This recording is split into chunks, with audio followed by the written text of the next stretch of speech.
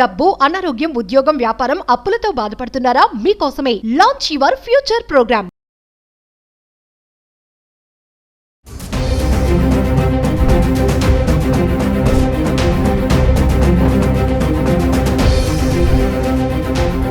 నమస్తే, welcome back to Suman TV. Present మనతో పాటు ఉన్నారు consumers affairs committee chairman Mandari Krishnareddy గారు. నమస్తే సార్. నమస్తే మేడం. సార్, బంగారం ధరల గురించి మాట్లాడుకుంటే మరి ఇప్పుడు దివాళీ వస్తుంది, దానికి ముందు దంతెరాస్ వస్తుంది. ఖచ్చితంగా దంతెరాస్ రోజు బంగారం కొనాలి, బంగారం కానీ వెండి కానీ కొనాలనే ఒక సాంప్రదాయం అయితే ఉంది, ఖచ్చితంగా కొంటారు. మరి ఈ టైంలో బంగారం కొనడం అనేది ఎంతవరకు కరెక్ట్ అంటారు? ఒకసారి వివరాల్లోకి వెళ్తే.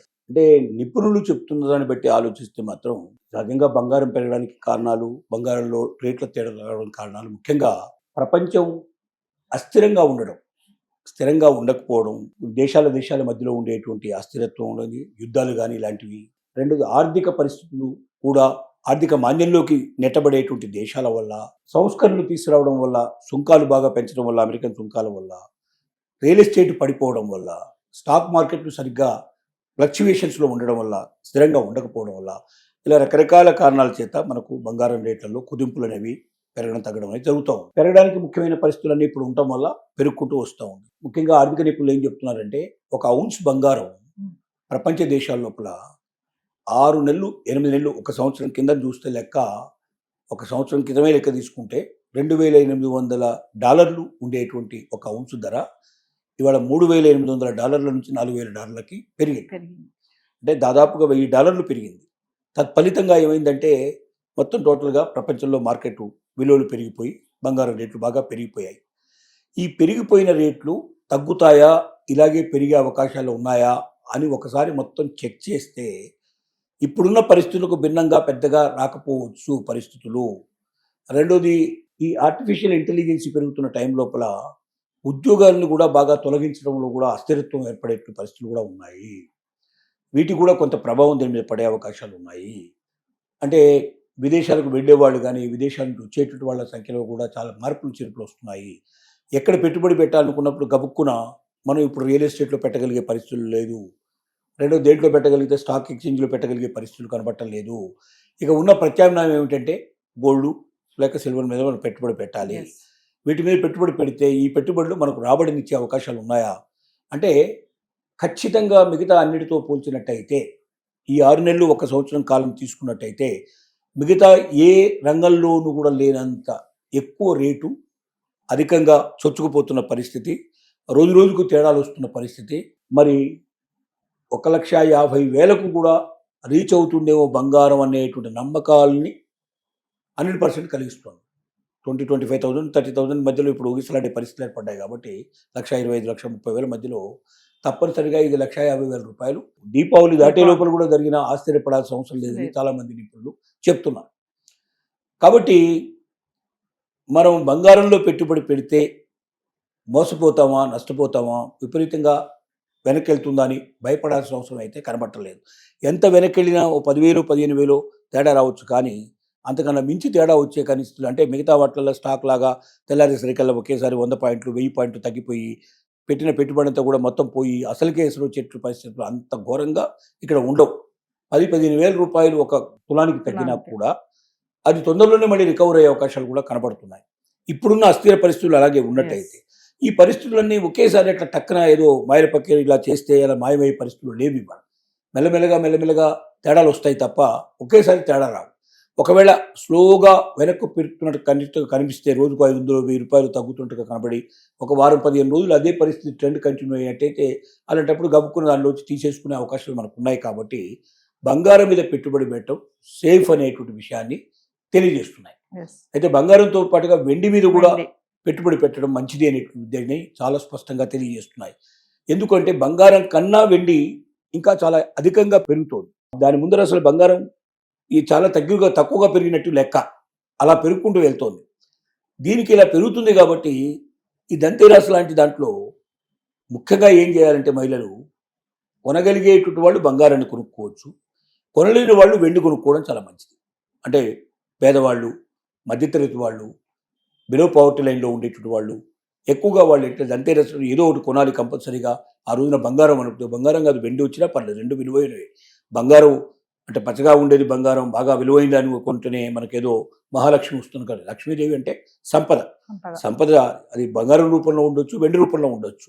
కాబట్టి దొరకని బంగారం కోసం అప్పులు చేసి తిప్పలు పడి ఆ బంగారాన్ని కొనుక్కొని దానికోసం వడ్డీలు కట్టుకుంటూ ఆ వడ్డీలకు తగినటువంటి పెరుగుదల ఇక్కడ లేకపోతే బాధపడిపోయి చివరికి ఉన్న ఆస్తులు అంపేసేసి అప్పుల పాలైపోయే పరిస్థితి ఏర్పడేదానికన్నా కొద్ది గొప్ప వెండి కొనుక్కుంటే ఓ 10 గ్రాముల వెండి కొనుక్కున్నా పెద్దగా తేడా రాదు.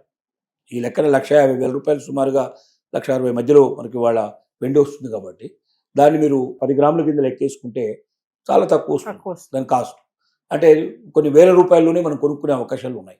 లక్షల రూపాయలు మనం కొనలేని పరిస్థితి అప్పుడు 1,000 రూపాయలు కొనుక్కొని పెట్టుకుంటే బంగారం కొన్నదానికన్నా బంగారం వల్ల వచ్చే లాభానికన్నా ఎక్కువ లాభం మనకు వస్తుంది. ఇంకోటి నిపుణులు ఏం చెప్తున్నారంటే ఆభరణ రూపంలో మీరు బంగారాన్ని కొనకండి. అంటే తప్పని పరిస్థితులు అయితే ఏదైనా మీరు ఫంక్షన్స్, ఇంట్లో ఫంక్షన్ ఉంది, పెళ్ళి ఉంది, శుభకార్యం ఉంది, ఖచ్చితంగా దానికోసం మీరు ఆభరణాలు పెట్టాల్సిందే, తీసుకోవాల్సిందే అనుకున్నప్పుడు తప్ప వీలైనంత వరకు ఆభరణాల మీద మీరు పెట్టుబడి పెట్టకండి. ఆభరణాల మీద పెట్టిన పెట్టుబడి 22 క్యారెట్స్ బంగారమే అవుతుంది. దానికి ఎప్పుడైనా రేటు అనుకున్నంత రేటు రాదు. రెండోది దాన్ని లెక్కగట్టేటప్పుడు కూడా ఏం చేస్తారంటే ఇవి తీసేసి అవి తీసేసి కొన్ని ఏంటంటే మనకు స్పష్టంగా చెప్పరు అమ్మేటప్పుడు. దాంట్లో ఉన్న రాళ్ల సంగతి వాటి సంగతి స్పష్టంగా చెప్పరు. అవి కొంత తీసేస్తారు, కొంత బంగారం ఉన్నట్టు చూపిస్తారు. అక్కడ కూడా కొంతమంది వ్యాపారస్తులు మోసం చేస్తున్నారు. చాలామంది వ్యాపారస్తులు మోసం చేసేది ఎక్కడంటే దాంట్లోపల కడిగినట్టు ఎంత రాగి కలిపారు, ఎంత స్వచ్ఛమైన బంగారం ఉంది, దాంట్లో తీసేయాల్సినవి ఏమిటనే దగ్గర మనం తికమక పెట్టేసేసి తరుగు తగ్గించేసి బంగారం రూపంలోనే ఉన్నట్టుగా, అంటే బంగారం ఎక్కువ ఉన్నట్టుగా మనకు చూపించి మన దగ్గర డబ్బులు ఎక్కువ తీసుకుంటారు. అదే మనం అమ్మేటప్పుడు ఏమవుతుందంటే వాడు అన్ని దేనికదే లెక్కగట్టి అవన్నీ తీసేసి అక్కడ ఇంకా కొంచెం వీలైతే తగ్గించడానికి ప్రయత్నం చేసి వాడు చూపిస్తున్నాడు, వీడు ఎక్కువ చూపిస్తున్నాడు బంగారం, వాడు తక్కువ చూపిస్తున్నాడు. దానివల్ల నష్టపోయే ఎక్కువ ఉంది, మనకు వచ్చేటువంటి ఉద్యోగం రాదు. కానీ అదే నిల్వ చేసుకోదలుచుకున్న వాళ్ళకి 2 మార్గాలు ఉన్నాయి.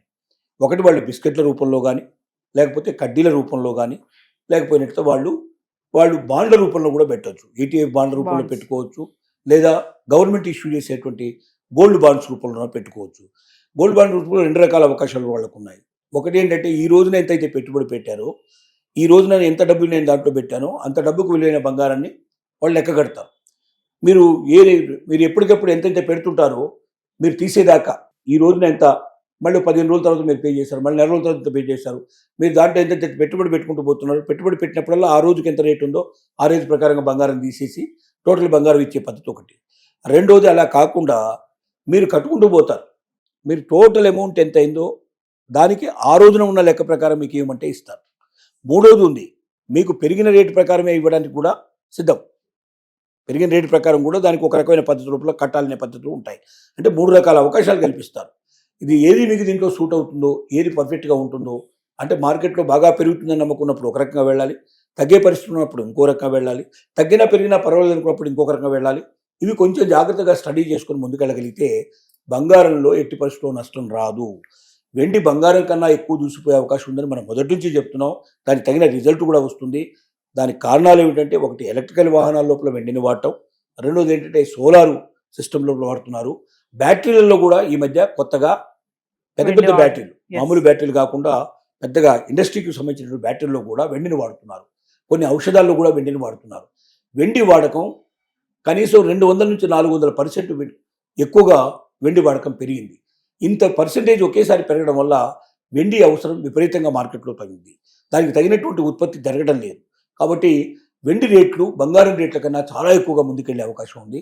డబ్బు పెరుగుతుందన్నటువంటి ఉద్దేశంతో అంటే గోల్డ్ కొనుక్కుంటే మనకు బాగా డబ్బు వచ్చే అవకాశం ఉంది, ఇంకో సంవత్సరం తర్వాత అమ్ముకుంటే మనకు బాగా డబ్బులు వస్తాయని అనుకునే ఎవరైతే ఆలోచన చేస్తున్నారో అలాంటి వాళ్ళు బంగారం బదులుగా వెండి కొనుక్కుంటే బంగారంతో రేపు చూసుకున్నట్టయితే మీరు సంవత్సరం తర్వాత అమ్మదలుచుకున్నప్పుడు బంగారాన్ని లెక్కగట్టి వెండిని లెక్కగడితే బంగారం కన్నా మీరు వెండిలో ఎక్కువ లాభపడే అవకాశాలు ఉన్నాయి.